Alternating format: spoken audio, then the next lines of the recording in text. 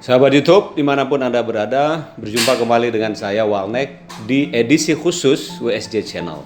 Kenapa ini saya sampaikan edisi khusus? Karena ada permintaan untuk memberikan tips dan saran tentang mudik untuk Idul Fitri mendatang ini. Nah, oleh karena itu, saya ingin memberikan 3 tips dengan judul Haruskah Kita Mudik pada Idul Fitri mendatang ini. Sebelumnya, jangan lupa subscribe, like, dan share WSJ Channel ini, karena dengan sendirinya Anda sudah ikut membantu untuk rencana pembangunan sekolah gratis bagi kalangan tak punya. Baiklah, saya ingin mengatakan bahwa 3 hal. Haruskah kita mudik dalam situasi seperti ini?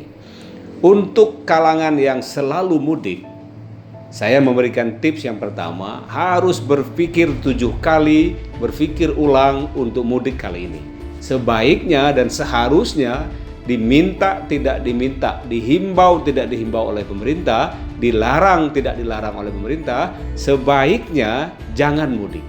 Saya saja di komunitas kami sudah memutuskan untuk menunda mudik bareng untuk tahun ini. Kenapa? Karena bahayanya banyak. Pertama, bahayanya adalah bagi kesehatan kita sendiri yang akan mudik. Karena di perjalanan kita naik transportasi umum, kita naik pesawat, kita naik kereta, kita naik bus, itu kemungkinan berdesak-desakan, kemungkinan ketemu dengan banyak orang itu besar sekali. Yang kedua, bahayanya bisa jadi kita sehat, seolah-olah terlihat sehat, padahal virus sudah ada dalam diri kita. Bahayanya adalah bagi orang yang akan kita temui di kampung halaman kita, keluarga kita, sanak saudara kita, yang tadinya mereka tidak kena apa-apa. Jadi karena kita sehat, daya tahan tubuh kita bagus, tetapi juga berpengaruh kepada orang yang kita temui. Yang ketiga, tentu nanti akan repot, karena ketika kita mudik, katakanlah saat kita pergi tidak ada wabah, tidak ada masalah, ketika kita bertemu, berinteraksi dengan orang dalam perjalanan dan bahkan sampai di kampung kita kena juga masalah, untuk kembali lagi tentu akan repot lagi. Semakin lama kita tidak bisa kembali ke sini, katakanlah di sini sudah selesai masalahnya, semakin lama kita tidak bisa kembali, semakin lama pula kita tidak bisa merecover atau menata ulang ekonomi perekonomian kita. Jadi yang pertama saya menghimbau, jangan mudik. Nah, tentu timbul masalah. Timbul masalah apa? Bagi orang yang kalau di sini tidak mudik pun juga sudah sangat-sangat susah untuk mencari penghidupan. Karena apa? Jualannya, kemudian tenaganya dan seterusnya tidak bisa dipakai. Karena orang semuanya sekarang berhenti, perusahaan berhenti. Bagaimana caranya ini? Tentu ini juga persoalan. Nah, solusinya sebetulnya beberapa komunitas sudah mulai saling bahu-membahu membantu meringankan beban. Paling tidak adalah beban awal, beban dasar tentang makanan. Sementara seperti misalnya listrik, cicilan kendaraan, pemerintah sudah berupaya untuk meringankan itu paling tidak dalam 6 bulan sampai 1 tahun ke depan. Nah, untuk makanan, katakanlah 1 juta per orang, kita tetap tinggal di rumah di Jabodetabek, tidak mudik. Nah, ini banyak komunitas yang sudah mulai mendata. Oleh karena itu tips saya, bagi yang tidak mudik dan katakanlah bekerja di sektor informal sebagai buruh, sebagai ojek online, sebagai ojek pangkalan, sebagai pedagang kecil, jangan lupa daftarkan diri kepada komunitas, daftarkan diri kepada RT, kepada RW, daftarkan diri di kelurahan bahwa saya sudah komitmen tidak mudik, tetapi saya minta tolong bantu saya. Nah, mudah-mudahan dengan pendataan itu, baik nanti sumber dananya dari pemerintah maupun sumber dananya dari masyarakat, dari kalangan-kalangan yang tak mampu, insya Allah itu akan membantu. Nah, yang ketiga, tips dari saya supaya Bapak Ibu tidak mudik, ini kan kita mau menjelang bulan Ramadan.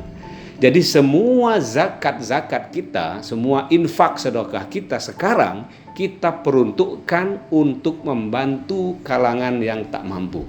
Yang seharusnya mereka mudik, tetapi mereka tidak mudik, mari kita turun bantu bersama-sama. Dan biasanya di bulan suci Ramadan ini, semua infak, gairah untuk berinfak, bersedekah itu tinggi sekali. Nah, mari kita sepakati, mulai hari ini kita rencanakan bagaimana orang yang ada di lingkungan kita bantu dulu persoalan makanannya, kita bantu dulu persoalan pangannya. Katakanlah dalam satu RT ada 50 sampai 60 rumah, satu rumah sepakat untuk mengeluarkan katakanlah zakat atau infak sedekahnya kira-kira 1 juta, berarti terkumpul 60 juta dan toh bisa membantu 60 rumah lainnya di sekelilingnya yang tidak mampu. Katakanlah para asisten rumah tangga, para ojek online, para ojek pangkalan, pedagang kecil dan seterusnya yang dikategorikan sedang kehilangan pekerjaan. Mari kita bantu sama-sama. Nah, jadi itu 3 tips dari saya. Kita sepakat untuk tidak mudik bersama-sama demi kesehatan kita semua dan orang lain. Kita sepakat untuk mari saling bantu-membantu, fokus hanya untuk urusan pangan atau makan bagi kalangan yang sedang kehilangan pekerjaan dan sedang kehilangan mata pencarian. Yang ketiga, kita sepakat untuk mobilisasi zakat infak sedekah kita selama di bulan Ramadan yang biasanya cenderung tinggi, untuk orang-orang yang ada di sekitar kita, membantu mereka paling tidak untuk 1 bulan 2 bulan ke depan aman secara makanan, secara pangan.